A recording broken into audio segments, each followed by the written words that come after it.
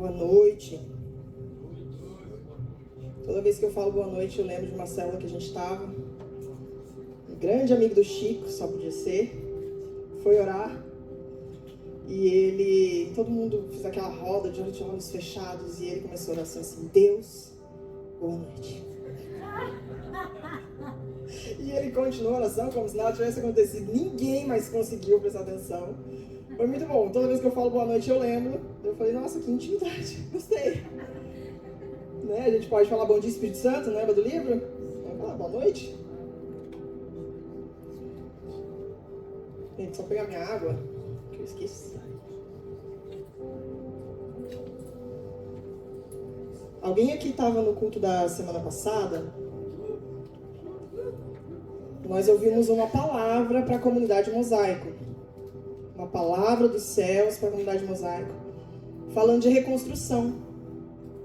Que era tempo de reconstruir.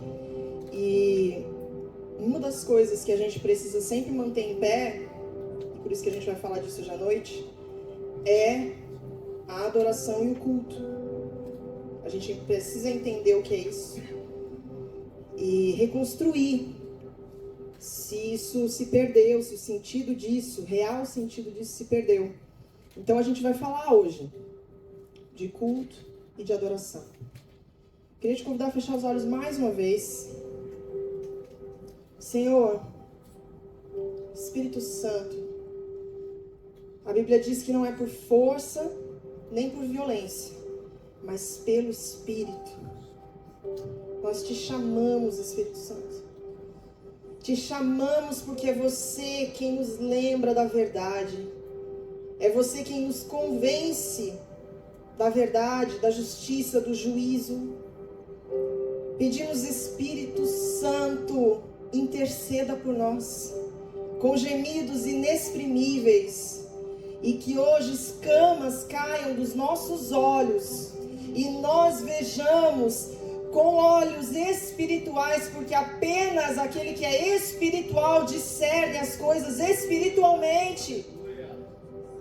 Clamamos, Espírito, nos dá discernimento, revelação, que o Espírito de sabedoria e revelação se manifeste em cada coração, revelando a verdade, explicando a verdade de forma particular, personalizada. Deus, o Senhor sabe como cada um consegue entender melhor. Faz esse trabalho, Espírito Santo, de personalizar a mensagem em cada coração.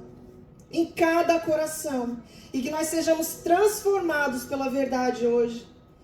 Que nós nos encontremos com Jesus, que é o Verbo, a palavra, a verdade. Em nome de Jesus, eu clamo, Espírito Santo. Tenha liberdade. Obrigada pela sua presença.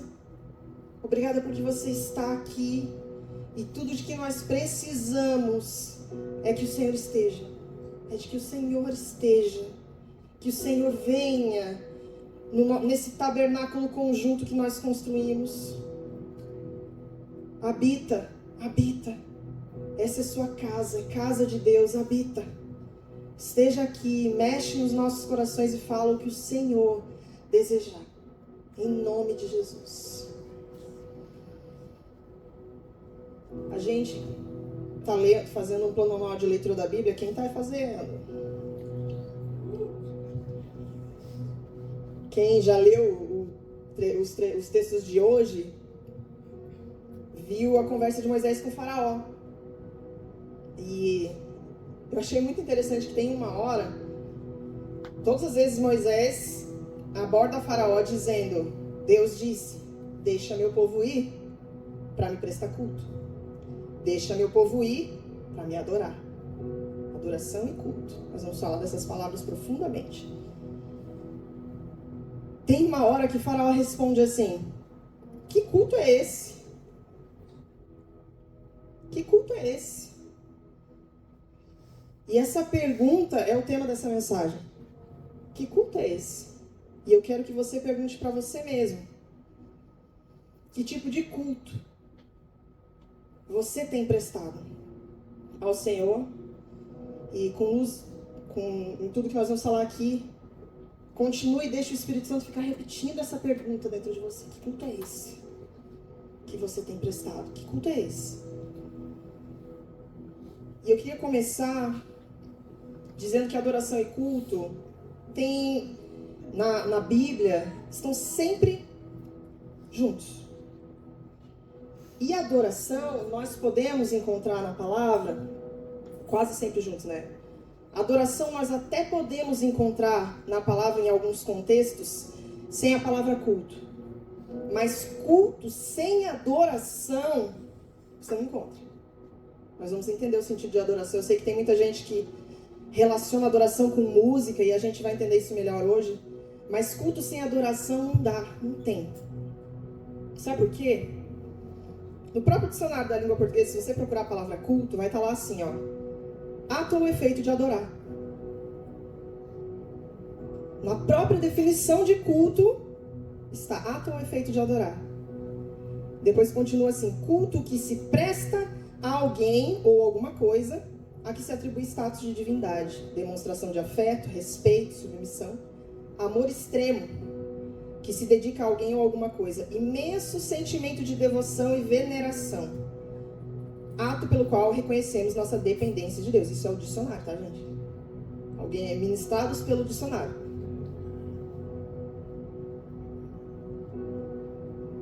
Então, culto, adoração está no centro do culto. Culto é, de alguma forma, adorar o Senhor.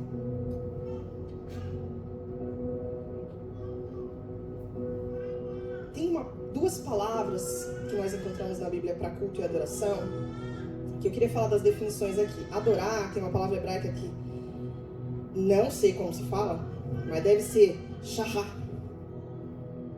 que é inclinar-se, prostrar-se. E você vai ver desde o início da Bíblia até o final da Bíblia, sempre que alguém tem um encontro com o anjo do Senhor ou com o Senhor, vai estar essa shahá. E ele, prostrado, adorou. E ele colocou seu rosto no chão e adorou. E no costume dos judeus, esse prostrar não é só dar uma joelhadinha assim, de moça, sabe? Assim. Não, é rente ao chão, o corpo todo, na horizontal, completamente de cara e corpo no chão, de prancha. Que é uma prostração, um prostrar-se totalmente. E essa é a definição da palavra adorar. A adoração é uma posição vulnerável, sem defesas. Quem já me ouviu falar desse assunto, eu sempre dou um exemplo. Pensa numa pessoa nessa posição no chão. E vem alguém e começa a brigar com ela. Como é que ela reage? Cara no chão, você está totalmente vulnerável, sem defesas. Adoração, isso é adoração. E culto é uma palavra hebraica muito conhecida, muito falada, já se pregou muito sobre isso, que é abade. E abade, sabe o que é? Trabalho, serviço.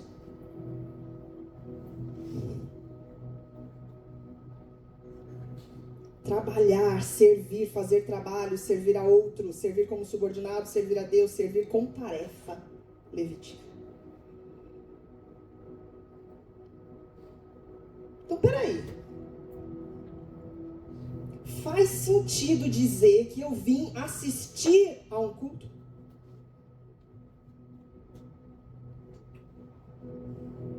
Culto não se assiste, culto se presta. Adoração não é receber, é ofertar. Eu vou repetir. Culto não se assiste ou consome, culto se presta. Adoração não se assiste ou se consome.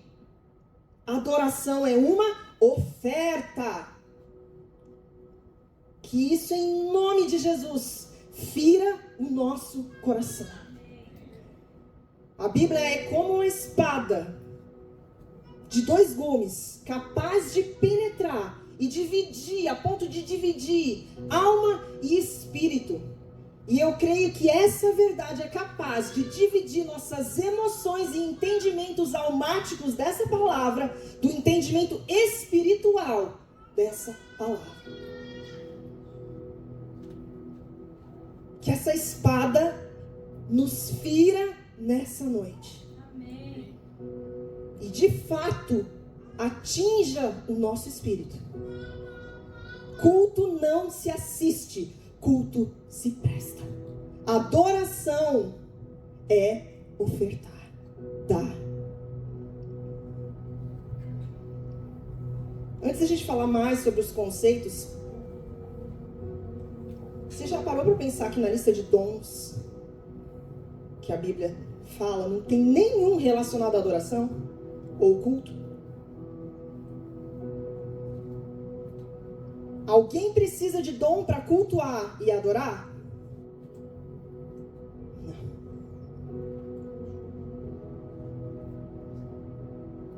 Cultuar e adorar não é exclusivo a quem tem dom de cultuar e adorar.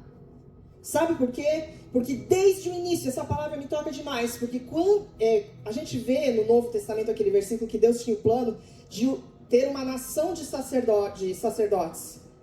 Mas esse versículo também está no Antigo Testamento, quando só existia uma classe, uma tribo de sacerdotes. O plano de Deus não era que apenas a tribo de Levi tivesse sido fiel. O plano do Senhor sempre foi uma nação de sacerdotes. Então veio Jesus e com o sacrifício dele retornou ao plano. Então nós somos todos sacerdotes. Não existe uma classe, uma elite sacerdotal num púlpito e um clero. Uma plebe, né, no caso. Não existe essa diferença. Eu sou sacerdote, assim como Kleber é sacerdote. Todos somos sacerdotes. O plano de Deus sempre foi uma nação de sacerdotes. E sabe o que é isso? Nós temos responsabilidades e deveres sacerdotais. O sacerdote era responsável pelo quê na lei naquele tempo? Pelo culto. Porque o culto naquela época era centrado naqueles sacrifícios. E era o sacerdote quem fazia isso. Nós todos somos sacerdotes. Nós todos. Não precisa de dom, não tem diferença de como tem nos dons ministeriais. Não tem. Todos somos sacerdotes. Com deveres e responsabilidades sacerdotais. E o culto é uma responsabilidade pessoal, sacerdotal.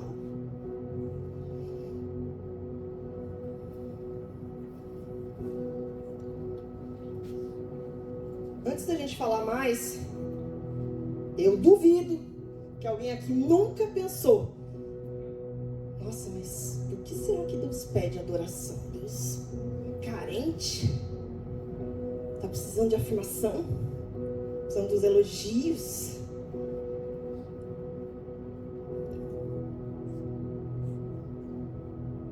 Fé se apoia no quê?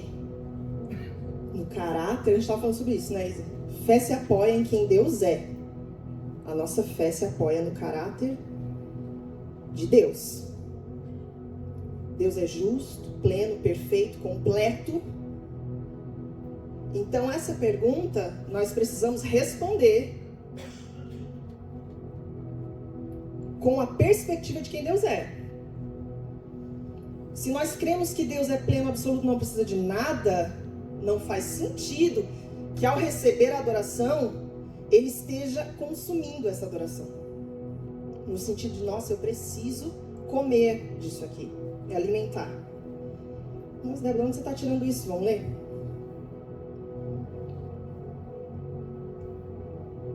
Calma que eu tenho que achar.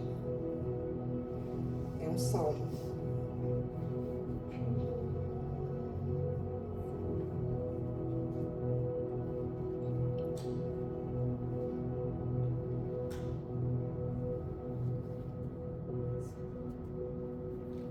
Tá aí, gente, não tá aí. Uma hora eu vou achar.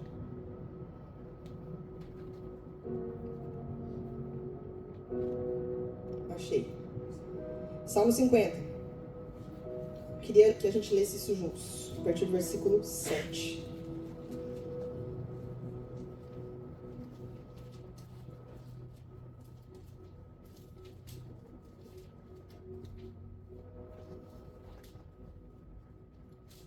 Salmo 50, 7. Do 7 ao 15, vamos lá. Escute, meu povo, e eu falarei, ó Israel, e eu testemunharei contra você. Eu sou Deus, o seu Deus. Não o repreendo pelos seus sacrifícios, nem pelos holocaustos que você continuamente me oferece. Não aceitarei novilhos da sua casa, nem bodes dos seus apriscos, pois são meus todos os animais do bosque, e o gado aos milhares sobre as montanhas. Conheço todas as aves dos montes, e são meus todos os animais que vivem no campo. Se eu tivesse fome, não teria necessidade de dizê-lo a você. Pois meu é o mundo e a sua plenitude. Acaso como eu carne de touros, ou bebo sangue de cabritos? Ofereça a Deus sacrifício de ação de graça, e cumpra seus votos para com o Altíssimo. Invoque-me no dia da angústia, eu o livrarei, e você me glorificará. Aqueles sacrifícios prestados a Deus na antiga aliança não tem nada a ver com o sacrifício que se dá para divindades. Você já deve ter ouvido falar, em muitas religiões você alimenta o ídolo, aquele Deus. Deus está falando aqui, eu não me alimento desses cordeiros que vocês estão sacrificando. Eu tenho tudo, eu sou dono desse mundo, de todos os animais. Eu não me alimento disso. Sabe por quê? Porque Deus não precisa de nada. Ele é. Deus é digno de adoração porque Ele é Deus. É muito legal que quando Ele é questionado sobre quem Ele é, Ele diz, eu sou. E não precisa de complemento. Ele é. Ele é. E isso basta para que quem está vendo realmente o Senhor não pare de cantar e adorar, dizendo santo, santo, santo. Quem realmente vê o Senhor e entende quem Ele é, adora.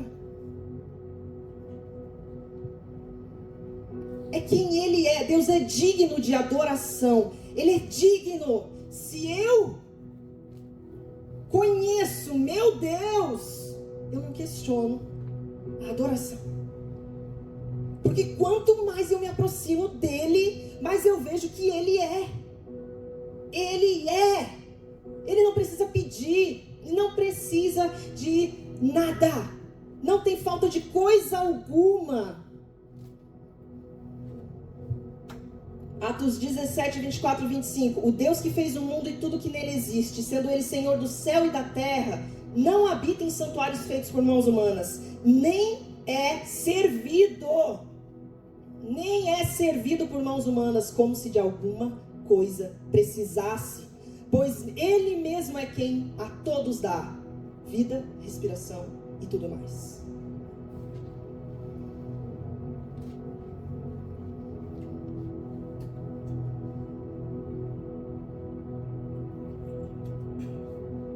Então vamos ler outro versículo e entender.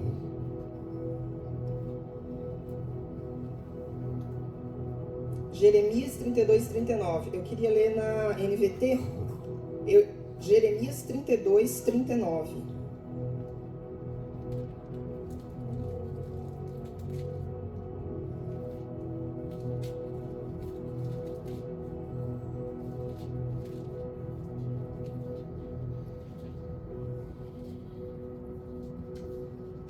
Jeremias 32, 39.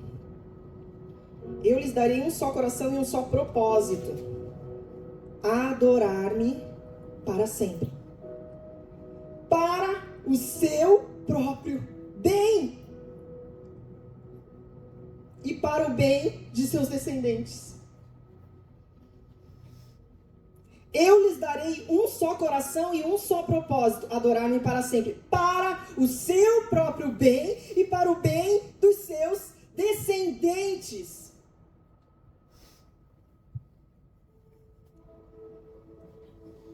Mesmo sendo digno de receber adoração e recebendo adoração, ele não se orgulha, pelo contrário, Ele compartilha. Ele compartilha de quem ele é com o adorador. Sabe por quê? Porque ele sabe que se eu fui criada para ter um Deus. Eu fui criada para adorar e prestar culto a um Deus. E se eu não estou fazendo isso para o Senhor, como eu tenho isso naturalmente em mim, eu vou fazer por outra coisa. Então ele fala assim: ei, me adore. Me adore, porque senão o destino para você vai ser terrível. É para o seu próprio bem. É para o seu próprio bem, não porque eu preciso, eu não sou servido por mãos humanas. É para o seu bem, porque você vai estar no lugar que você foi criado para estar, que é de adorador.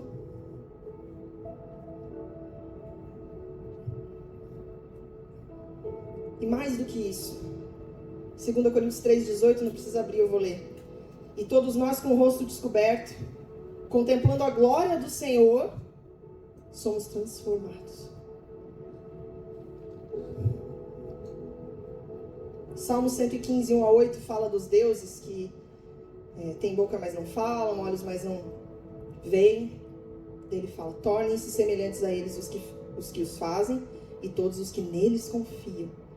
Além disso, na adoração, contemplando a glória do Senhor, na face de Cristo, nós somos transformados. É contemplando que nós nos tornamos. Porque quanto mais eu conheço o Senhor, adoro o Senhor e cumpro o meu papel de sacerdote, de prestar culto, porque está no início da lei: adore somente ao Senhor e somente a Deus lhe preste culto. Mandamento, meu filho, mandamento.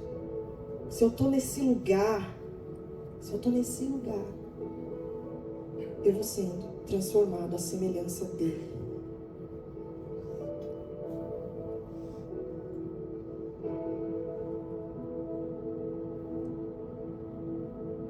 Na história de Abraão com Isaac,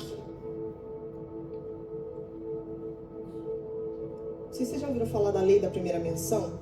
A lei da primeira menção é um princípio teológico que te ensina que o quê? Toda vez que a Bíblia menciona pela primeira vez algo, você deve dar atenção ao contexto em que isso foi mencionado, porque ele diz muito a respeito do que aquilo significa.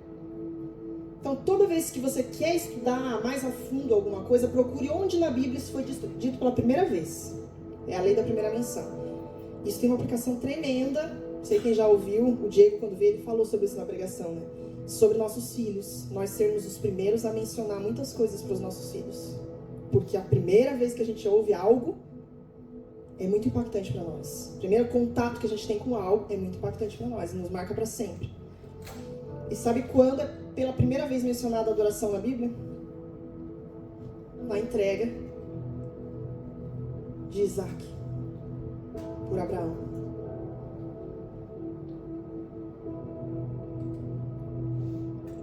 Levantou-se, pois, Abraão de madrugada e, tendo preparado o seu jumento, tomou consigo 2 de seus servos e a Isaac, seu filho, rachou lenha para o holocausto e foi para o lugar que Deus lhe havia indicado.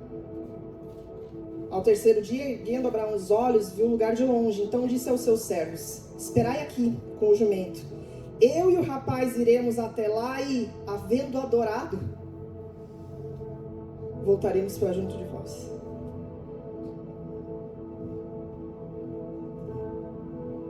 A primeira menção de adoração na Bíblia é no contexto de um sacrifício.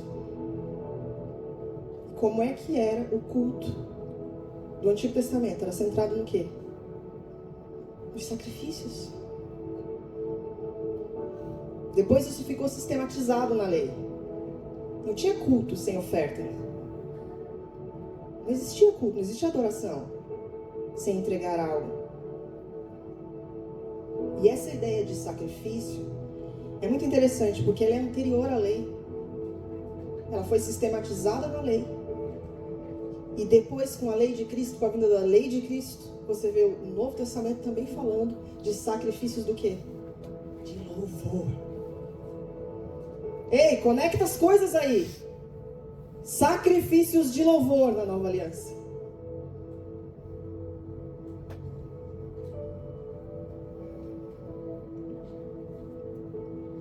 muito importante a gente lembrar que nós temos aqui as regras do jogo. Aqui estão as regras do jogo. Não sou eu quem defino o que é cristianismo. Não sou eu quem defino como adorar o Senhor. Aqui, ó. Nós temos as regras do jogo. Quem é que define? Quem é que determinou como tinha que ser o culto?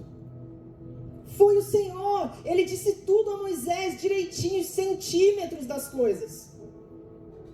Quem determina o modo como nós temos de adorar é o próprio Deus. Então não é como eu acho que é. O Thiago me mandou hoje uma camiseta que está escrito: primeiro a Bíblia, depois talvez a sua opinião.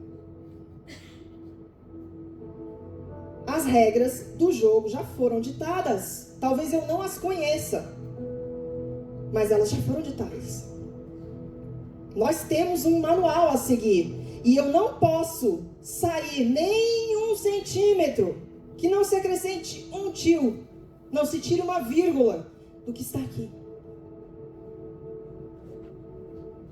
Ah, mas eu acho que culto é isso. Não, o que a Bíblia acha? O que Deus acha que é culto e que é adoração?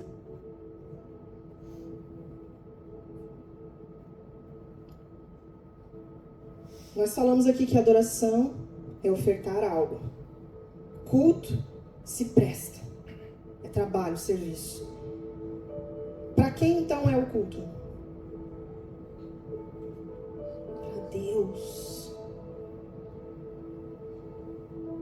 O culto tem um fim, um objetivo, um alvo, que é o Senhor, e não eu. Nossa, hoje não gostei da pregação. Não ouvi o pastor falando em um versículo. Não gostei, não gosto de pregação assim. Meu filho, você não tem que gostar. Não é pra você. Ai, achei muito repetitivo o louvor hoje. Achei muito repetitivo. Não gostei, achei que faltou unção. O culto é pessoal. É por isso que a gente tem que ter convicção do lugar, da igreja, da comunidade local em que Deus nos quer e nos plantou. Porque se eu vou a essa igreja e o culto não me satisfaz muito, o louvor não é bem o que eu gosto, a palavra ainda não é aquilo que eu gosto. Se eu estou no lugar que Deus me quer, eu tenho que olhar para todas essas coisas e dizer: não é isso que move o meu culto. Tenha certeza, é aqui na comunidade de Mosaico que Deus te quer. Então venha para o culto e preste o seu culto ao Senhor. Onde você estiver, onde você for. Eu estava uma vez conversando com o Chico sobre isso, e eu falei: Chico, quando chega um momento em que a gente diz assim, ó, aquela pessoa que está pregando não pode me abençoar porque eu sei mais do que ela, nós comprometemos o nosso coração. Porque Deus usa até jumento e mula, se precisar. Quantas vezes eu fui a um culto e a pessoa só deu na trave, mas uma frase, eu estava ali com sede, com fome, uma frase me impactou, me transformou, me derrubou. Culto não se assiste, culto se presta. Assuma a responsabilidade sacerdotal que você tem, que Deus te deu. Venha para o culto prestar culto ao Senhor. Amém? Nós seremos uma igreja assim, de templos, muitos templos do Espírito Santo, muitos, reunidos para haver uma congregação dos templos. E todos nós juntos assumiremos nossas responsabilidades pessoais.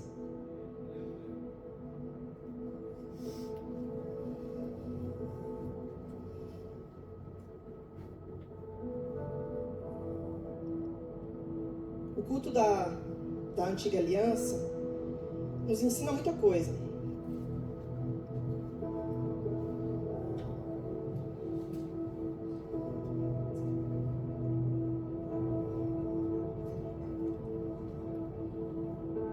E tem muita coisa que quem tiver interesse de estudar mais esse assunto, tem aqui 11 páginas.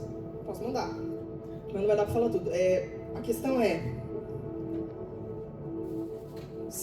todo o culto judaico girava em torno de sacrifício. Nós já lemos, primeira menção da palavra adoração foi no contexto de um sacrifício. Guarda essa informação.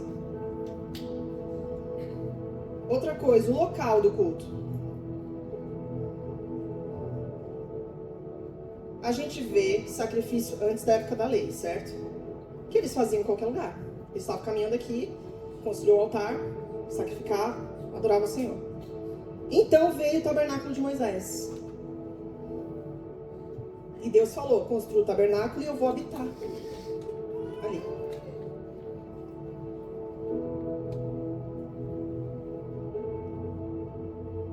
Sempre, quando você vê essa coisa do tabernáculo de Moisés, você vê que o povo entendia essa questão de responsabilidade pessoal, mas o culto da congregação ao mesmo tempo. Então todo mundo ia, mas cada um levava a sua oferta, seu sacrifício, cada um responsável pelo seu culto.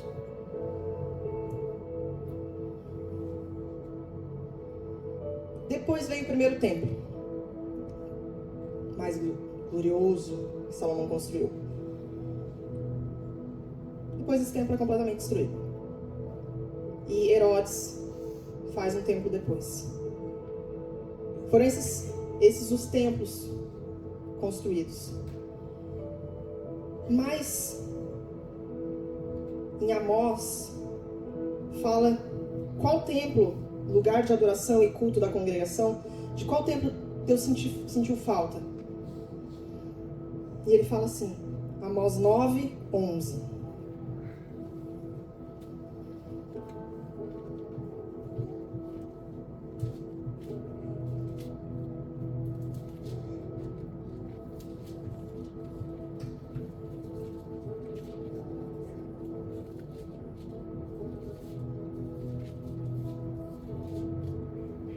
Amós 9:11 diz assim, naquele dia levantarei o tabernáculo caído de Davi, repararei as suas brechas, e levantando-o das suas ruínas, restaurá-lo-ei como foram nos dias da antiguidade. Mas peraí, Davi não construiu o tabernáculo, Davi não fez templo, só existiu o tabernáculo de Moisés, templo de Salomão, templo de Herodes. Mas o que é que Davi fez? Davi tinha o desejo, sim, de construir uma casa para Deus. Mas só o que ele fez foi uma tenda. E ele falou, vamos buscar a arca, que um dia foi tomada pelos filisteus e ficou lá. Busca a arca. Vamos trazer o símbolo da presença. Trouxe do jeito errado. Deu ruim, morreu gente. Aí até que ele trouxe, montou a tendinha. Tinha estrutura? Não.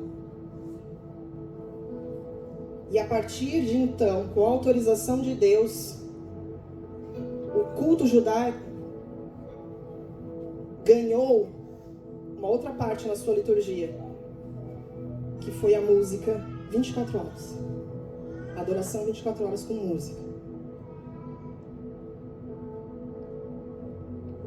Só a presença e a adoração. E Deus, de que tempo Deus sentiu falta? Eu vou restaurar o tabernáculo caído de Davi. Não tem a ver com estrutura. Não tem a ver com o melhor cantor, com o melhor pregador.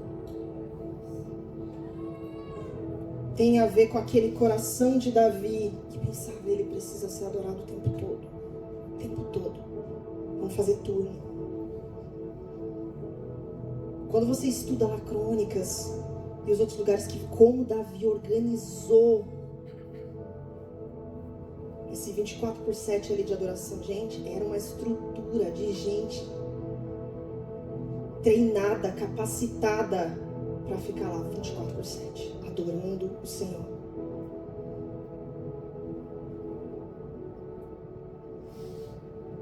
Onde o culto acontece hoje? Nós falamos aqui, nós somos o templo. O culto acontece dentro de nós. Nós somos o templo. Então, a gente tem que parar de pensar que o culto tem a ver com a estrutura de um templo.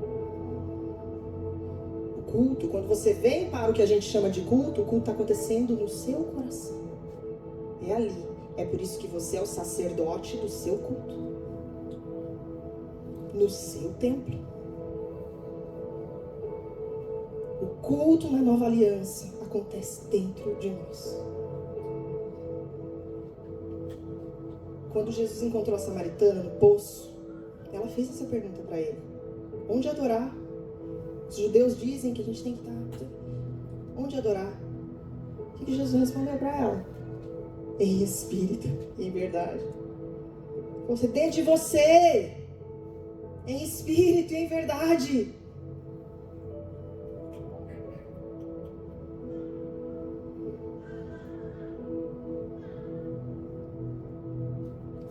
A gente já falou que na Nova Aliança a Bíblia menciona os sacrifícios de louvor, e isso é muito simbólico. Porque às vezes a gente acha que acabou o tempo de sacrifício, eu não tenho que ofertar e sacrificar mais nada. Acabou o sacrifício animal, mas nós, os animais, precisamos ser sacrificados.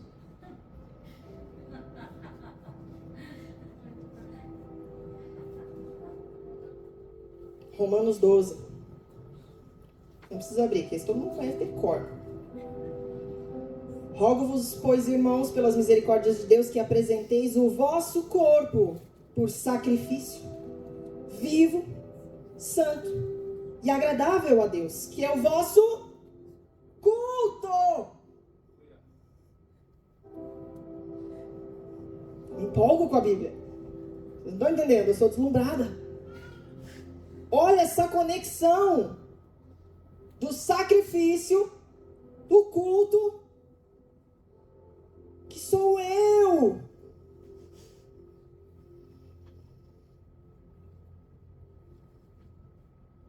Então como que eu sou um sacrifício que adora o Senhor nesse tempo que sou eu, esse meu culto? Como? O que a Bíblia fala disso aí? O primeiro aspecto que a gente tem que entender é o seguinte: em Efésios 1 fala que ele nos predestinou para si, para louvor de sua graça. Ele nos predestinou para si, para louvor de sua graça. A nossa comunhão com ele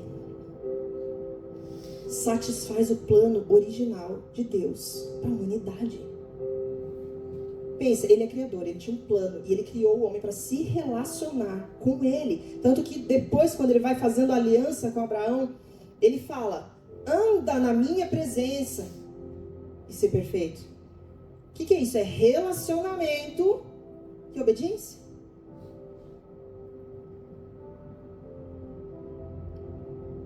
Relacionamento, anda comigo, anda na minha presença e ser perfeito. Então, quando a gente vive em comunhão com o nosso Deus, o plano é satisfeito e isso rende louvores a Ele. Ele nos predestinou para si, para o louvor de sua graça. Está em Efésios 1, tem uma parte que fala assim: o propósito de Deus era que nós, os primeiros a confiar em Cristo, louvássemos a Deus e lhe dessemos glória. E o contexto do Efésios 1 é o quê? Comunhão com o Senhor, intimidade. No final, no versículo 14, ele fala assim que Deus nos resgatará como sua propriedade, para louvor de sua glória. O tempo todo falando de comunhão, de nós sermos dele, totalmente dele. Comunhão, esse é o primeiro aspecto do eu sacrifício. Eu preservar minha comunhão com ele. Sabe por quê? Porque depois nós vamos ver expressões de adoração, que nós estamos falando de culto e adoração de um modo geral. Mas a melhor expressão de adoração é aquela de quem conhece o adorado. Porque se você não conhece o adorado, o máximo que você pode ser é fã. O fã admira pra caramba. Tem álbum com foto, com revista, recorte de revista. Quem teve isso aí? Do Bon Jovi. Tem assim, mas tá bom. Fã. Nossa, é maravilhoso. Maravilhoso aquilo lá. Olha como ele canta, não sei o quê. Nunca tomei um café com o cara. Não sei quem ele é. Quem não conhece não pode adorar, pode ser fã. Agora, em comunhão, satisfazendo o propósito inicial, que é conhecer a Deus, aí sim. Perto dele eu sou despertado. Meu Deus, olha quem ele é. E eu respondo em adoração. É isso desde o começo nas teofanias. Você encontra, chega perto, se prostra. Quando você realmente encontra com ele, você adora. Então, o primeiro aspecto do eu sacrifício, de eu ser esse sacrifício vivo, santo e agradável, é eu preservar comunhão com o Senhor para que eu possa conhecê-lo. Esse é o primeiro aspecto.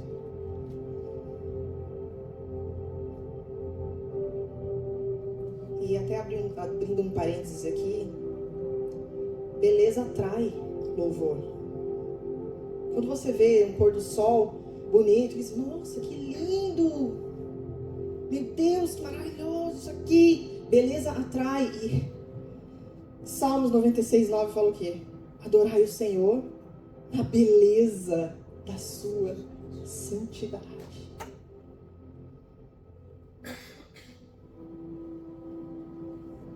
Se eu chego perto, eu vejo o quanto é belo. Isso arranca elogio de dentro de mim. Arranca adoração. Estou vendo, estou conhecendo de verdade. Eu vi alguém mais belo. Essa música tem mexido comigo, porque ela fala assim: eu considero tudo como perda, porque eu vi alguém mais belo, eu vi alguém mais nobre, alguém mais excelente. Então tudo perde valor. O primeiro aspecto de eu ser um templo em adoração ao Senhor, eu estar perto dele. Meus olhos viram o Rei.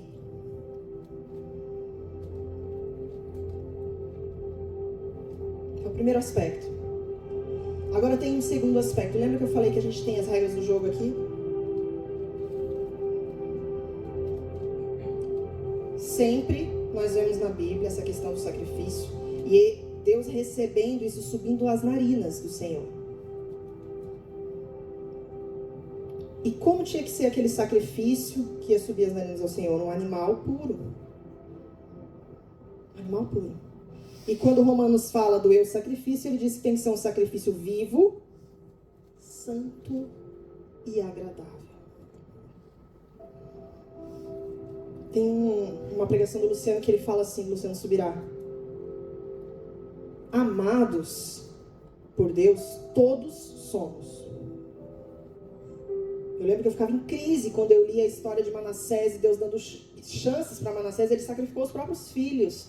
E eu pensava, Deus, não é possível que você ame. Deus ama todos.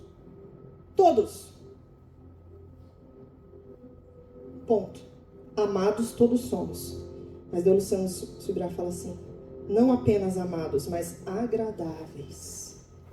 Agradáveis, que exalam um bom cheiro. Nem todos nós somos.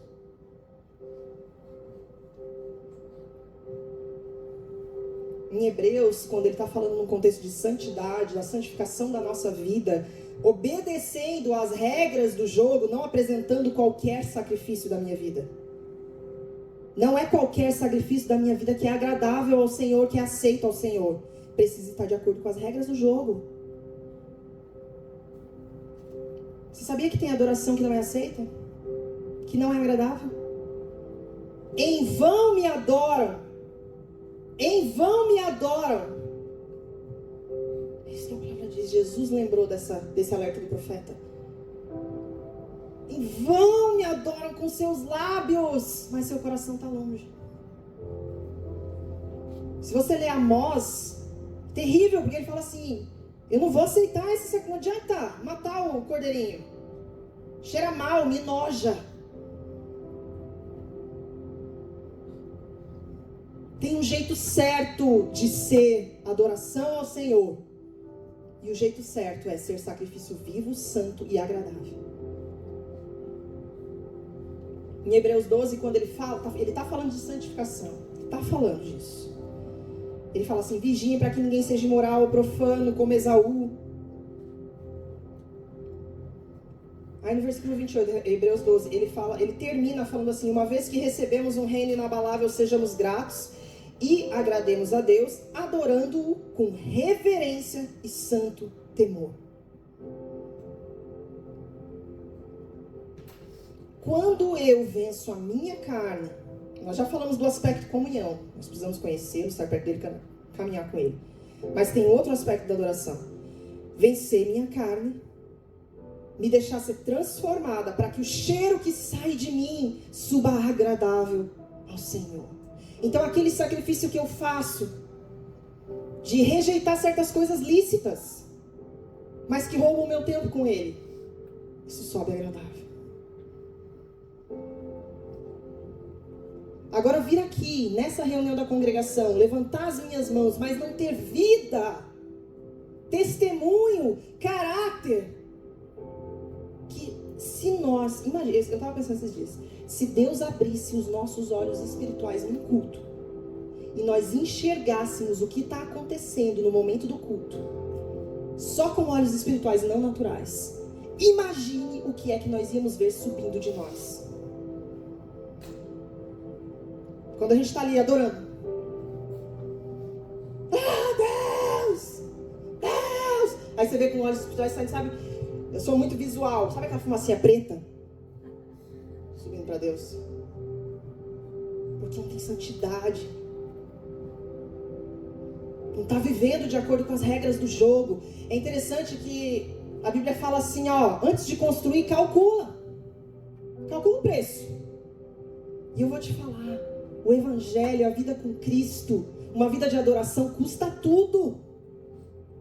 E é a melhor vida que existe. Não é qualquer adoração que é recebida. Você percebeu que é como se Deus tivesse um sonar? Ele tem um sonar. Ele fica procurando o som. Só que ele não está buscando a adoração com esse sonar. Ele está buscando o som do adorador. Ele está buscando um adorador. E é isso que João fala, João 4.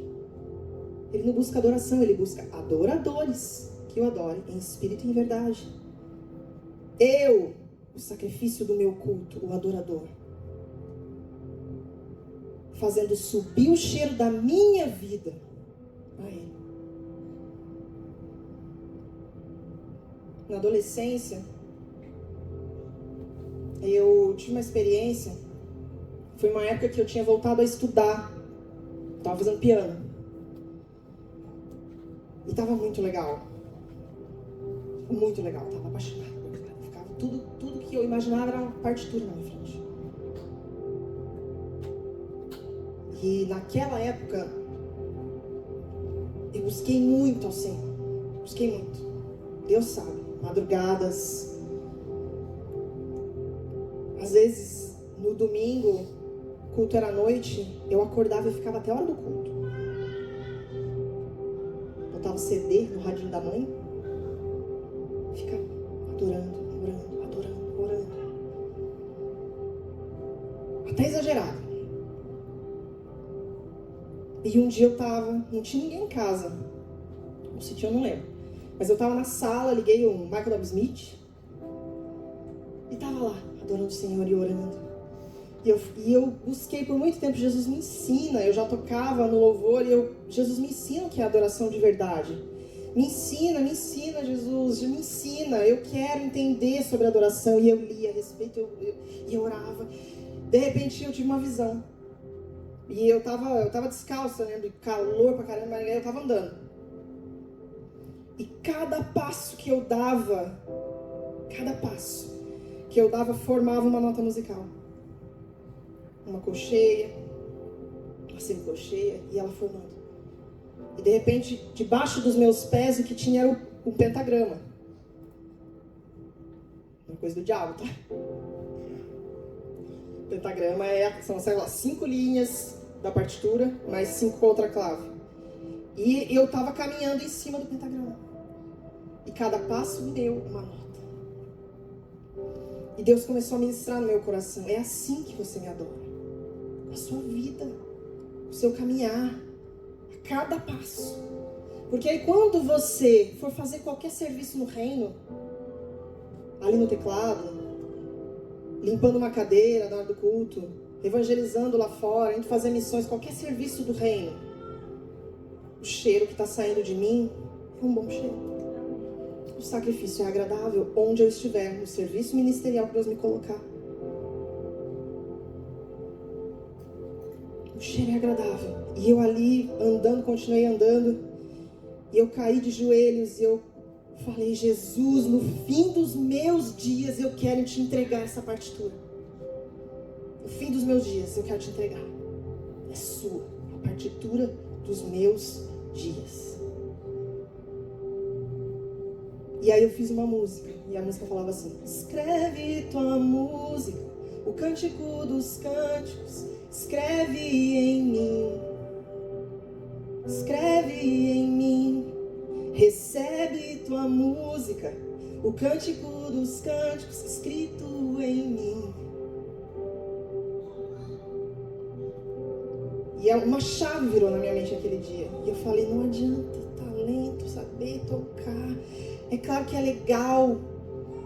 E é verdade que se vem uma pessoa que não sabe cantar nada, atrapalha a gente de adorar. Mas não é isso. É o cheiro que está saindo da minha vida. O sacrifício. Agora um terceiro aspecto. Apesar de adoração ser com a minha vida, foi instituído a adoração com música.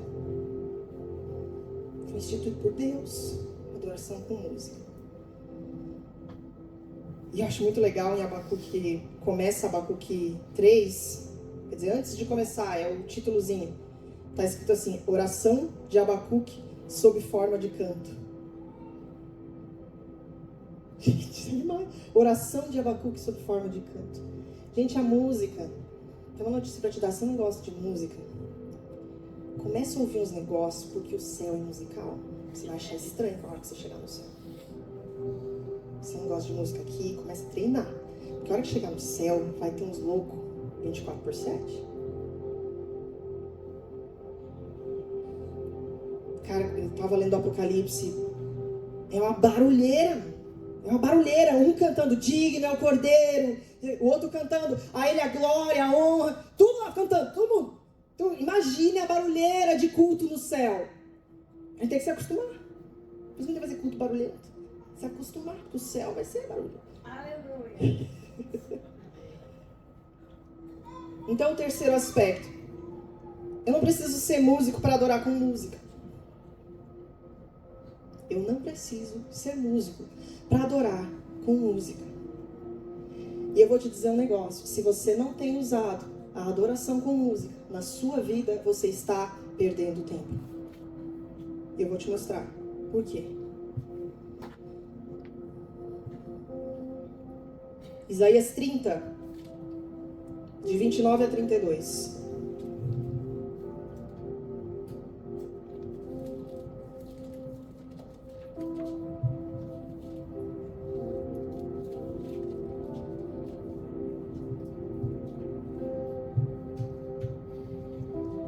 Isaías 30, de 29 a 32. Um cântico haverá entre vós, como na noite em que se celebra a festa santa, e alegria de coração como a daquele que sai ao som da flauta, para ir ao monte do Senhor, a rocha de Israel.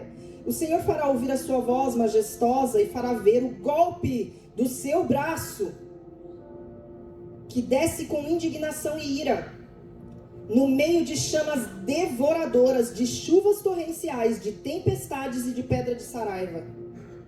Porque com a voz do Senhor será apavorada a Assíria, quando ele a fere com a vara.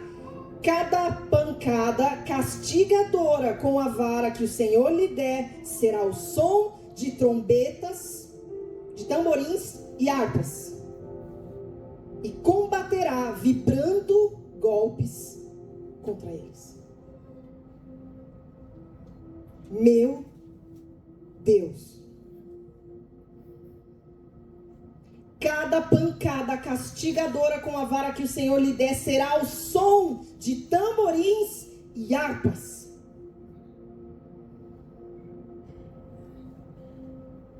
Meu Deus. Spotify, conhece? Spotify. Já ouviu falar? YouTube, conhece? Você está no meio de um dia terrível. Liga a Cassiane. Você vai ver o braço, a pancada castigadora do Senhor derrubando tudo.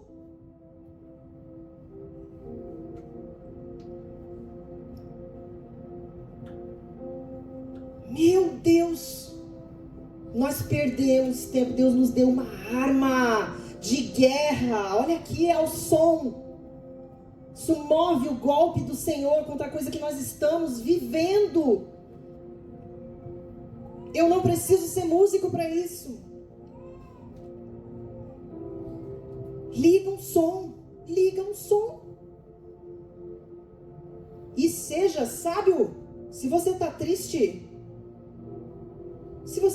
não vai ouvir melancolia, meu filho. Vai botar um negócio que fale da alegria do Senhor, que te resgate daquele lugar, que renove a sua mente. Existe poder nisso, gente. Bota música na sua casa. Deixa que esse som seja o ambiente da sua casa. Eu tenho ouvido muito esse álbum novo, A Boa Parte, do F-Hop. Em algum momento essa música tocou lá em casa. E aí, depois eu vi a Heloísa estava cantarolando. Como Maria, que estava aos seus pés e dissestes a ela, essa é a boa parte, que nunca será tirada. A Heloísa, aqui no sofá, brincando de Lego, sei lá, cantando isso. Beleza, passou. Eu tava no banheiro ajudando a Ana a escovar o dente. De repente, a Heloísa se materializou na porta do banheiro. Eu tava aqui ajudando a Ana a escovar o dente. Ela, mãe? Entendi a boa parte. É a história de Marta e Maria. Maria escolheu os pés de Jesus.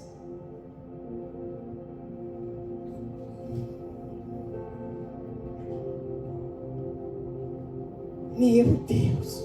Liga a música em casa. Deixa o filho ouvir. Desliga um pouquinho na Netflix, cara. Desliga. Põe lá, Som do Secreto, volume 3. Tá bem legal.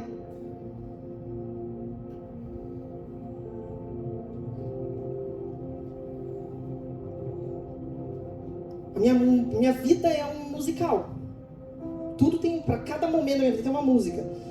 E na minha cabeça ou no ambiente. Gente, eu lembro de músicas vividamente da minha infância, pequenininha, depois do jogral, apresentado na Páscoa, no culto, a gente cantando. Não apenas coelhos e ovinhos de chocolate, mas é lembrar que o bom Jesus deu a vida por amor. Nunca esqueci. Eu estava numa salinha, eu tinha mais ou menos uns 6 anos. E eles começaram a cantar Aquele versículo que fala, convém que o Senhor cresça e que eu diminua. Eu tive uma experiência com o Senhor e eu vi aquela salinha infantil aumentando de tamanho e eu ficando minúscula.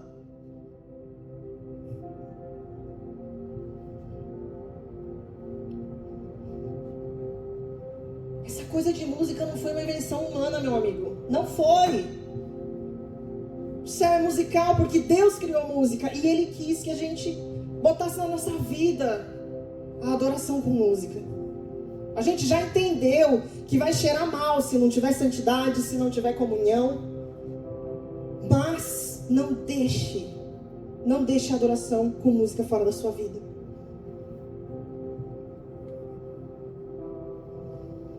Então, quando a gente se reunir, eu, o sacerdote do meu culto, no meio da congregação,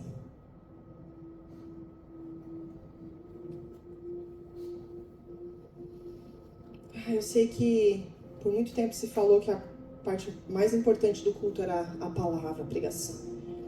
Mas isso é antibíblico. Desde o início o culto foi sobre ofertar adoração ao Senhor.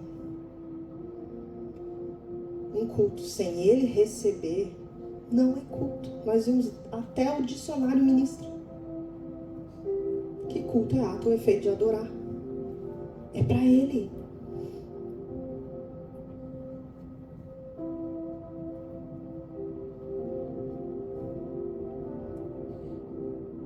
Hebreus 13, 15, 16 fala assim, por meio de Jesus ofereçamos um sacrifício constante de louvor a Deus, fruto dos lábios que proclamam seu nome. Sacrifício constante de louvor a Deus.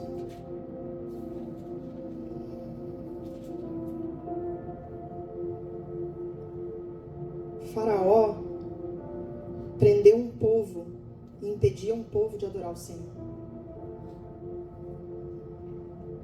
E tem muito faraó que escraviza a gente, que quer impedir nossa adoração.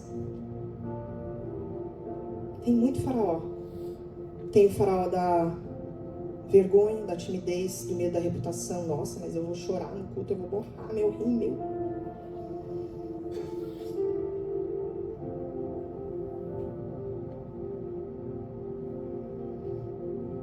Quando Davi fez do jeito errado de trazer a arca, deu tudo errado, aí na segunda tentativa, ele sacrificava acho que a cada 6 passos, tipo, de medo, né? Meu Deus, eu fiz dessa vez, eu vou sacrificar um monte para Deus não ficar tão bravo. E diz que a arca voltou para Jerusalém com muita música. E Davi, muito louco, dançando. Mical, a esposa dele, olhou para ele e falou, nossa, que vergonha. Você não tem vergonha? Você é o rei. Você não tem vergonha? A resposta de Davi para ela, vou fazer muito mais. Vou fazer muito mais para adorar o Senhor. Aleluia. Eu sempre perco meu banho nos cultos. Não adianta. Eu descabelo.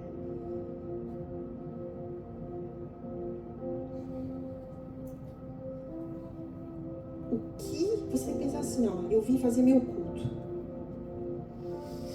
Se meus olhos espirituais fossem abertos, se ele estivesse aqui, ó, na minha frente, como eu expressaria a minha adoração?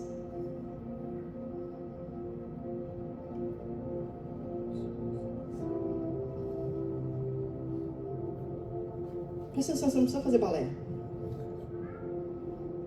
Não é isso que eu tô falando. Mas você pode dançar pro Senhor. Você não precisa cantar, saber cantar, ser super afinado. Mas você pode adorar com música. Deixa que o Kleber canta.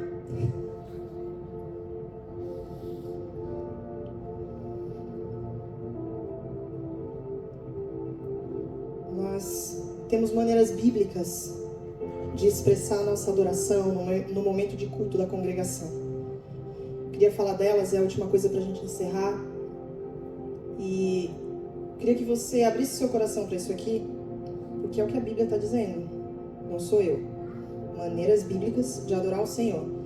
E antes de falar delas, eu queria lembrar do seguinte. Você lembra que o judeu, quando ele vai diante do Muro das Lamentações orar, ele fica assim, ó. Não sei se você já viu, deve ter um monte de vídeo no YouTube, ele fica assim.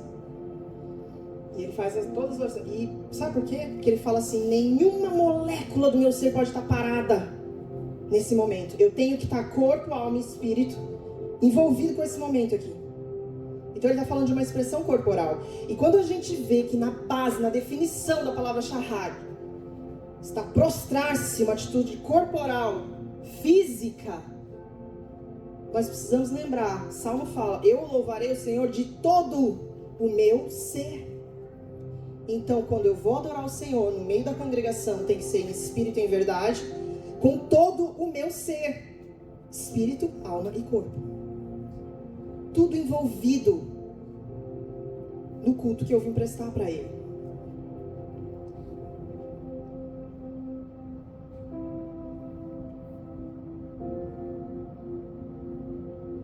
Você nunca pode menosprezar o seu culto pessoal.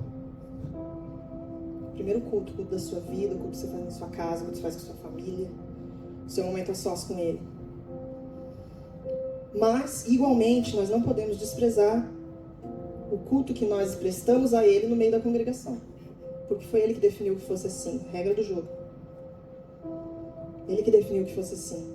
E no meio da congregação, maneiras bíblicas de expressar a sua adoração. Ó, presta atenção. Quando você começa a orar, fazer um devocional, você já começa a Chebe as Neves? Tei. Geralmente você começa o quê? Naquela guerra, meu filho. Guerra. Você tem que destruir faraós para entrar naquele lugar de adoração. Então quando você vem aqui pro culto, tem o faraó da vontade de fazer xixi.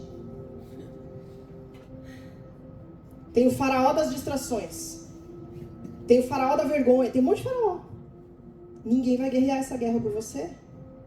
Você, sacerdote do seu culto, precisa assumir a sua responsabilidade, ultrapassar as barreiras e, às vezes, começar essas expressões de forma mecânica, até que ative o seu espírito. Com o tempo, com intimidade com o Senhor, você começa a perceber expressões que Ele quer de você. Não tem a ver com ninguém, tem a ver com você e o Senhor no seu culto pessoal, mas você está no meio da congregação. Uma maneira é o shahá, que nós já falamos, ficar de joelhos, se prostrar, botar o rosto no chão. Eu lembro que na infância a gente era obrigada, não era opção. Chegar meia hora mais cedo, todo mundo de joelho. Joelho no chão, não tinha almofadinha, joelho no chão, todas as criancinhas lá. É uma expressão. E com o tempo, intimidade, quanto mais eu faço, essa expressão vai se conectando com o meu coração, saindo daqui de dentro. Agora, se eu limito e digo, não, eu não. Meu culto está limitado em uma partezinha. É maneira bíblica, não é maneira que a Débora inventou. Yadá, outra palavra hebraica, Salmo 134, 2. Erguei as mãos. Erguei as mãos para o santuário e bendizei ao Senhor. Não foi o movimento pentecostal que inventou levantar a mão. Erguei as mãos. Salmo. Halá, que é de onde surge aleluia. É elogio, louvor. Dizer palavras de elogio ao Senhor. Aleluia, louvai a Deus no seu santuário. Salmo 150. Halá. Não espera o ministro implorar e dizer assim, se você puder, diz umas palavras de adoração ao Senhor, elogia o seu Deus. Você é responsável pelo seu culto. Nós precisamos parar de necessitar de estímulos para cumprir com a nossa responsabilidade sacerdotal. Porque se a gente, presta atenção, se a gente assume a responsabilidade, a gente adora em qualquer lugar. Nem se a música está ruim, se o ministro não está ungido, eu termino o culto tendo prestado o culto ao Senhor. Barak, que é bem dizer, também falar coisas boas em reconhecimento de alguém, está em Salmo 103. Shabá, ou shabar. Gritar, para o horror de alguns. Gritar está na Bíblia. Não foi o movimento pentecostal, meu amigo. Salmos 98. 4-6. Celebrai com júbilo ao Senhor todos os moradores da terra, dai brados de alegria. Regozijai-vos e cantai louvores. Toda ações de graça. Como que nossa, não sei como adorar. Gente, tô dando a letra aqui, ó. Presta atenção, presta atenção. Prostrar. Levantar as mãos. Elogiar. Bendizer. Gritar. Terrilar. Salmodiar. Cantar um cântico inspirado pelo Espírito Santo. A gente fala assim, nossa, cânticos espirituais. Gente, não é só falar em línguas. Salmodiar é ser inspirado pelo Espírito Santo e cantar algo inspirado por Ele. E a gente que é envolvido com o serviço da adoração, a gente busca muito isso. O salmodiar não é cantar o que eu acho só, mas é estar tão perto dele, tão íntimo com ele, que eu consigo entender o Espírito Santo me pedindo para cantar alguma coisa e me inspirando para cantar alguma coisa. Machou, dança. Louvai com aduves e danças.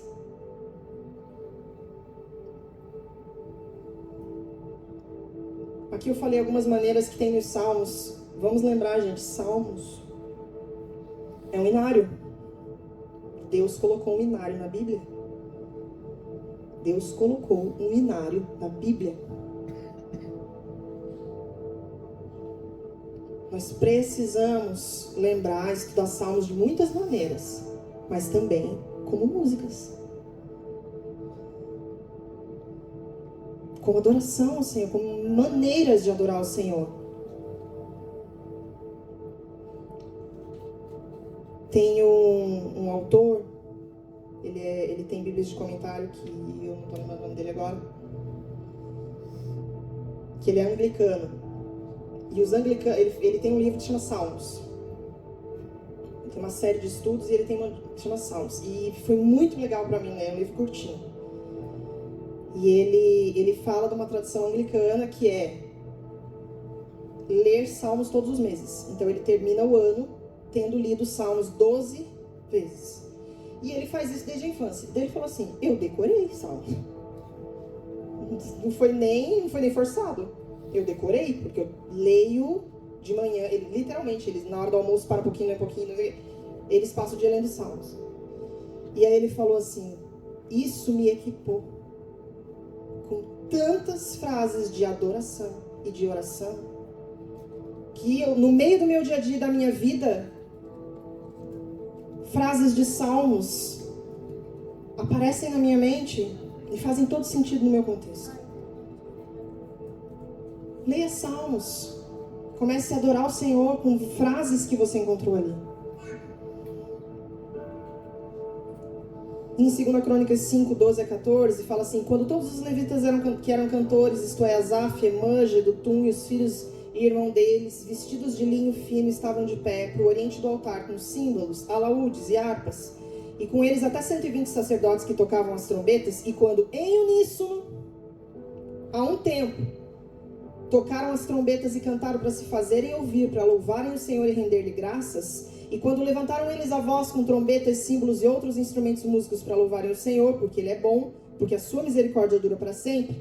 Então, sucedeu que a casa, a saber, a casa do Senhor, se encheu de uma nuvem, de maneira que os sacerdotes não podiam estar ali para ministrar, por causa da nuvem, porque a glória do Senhor encheu a casa de Deus. Tabernáculo de Davi. Fique em pé.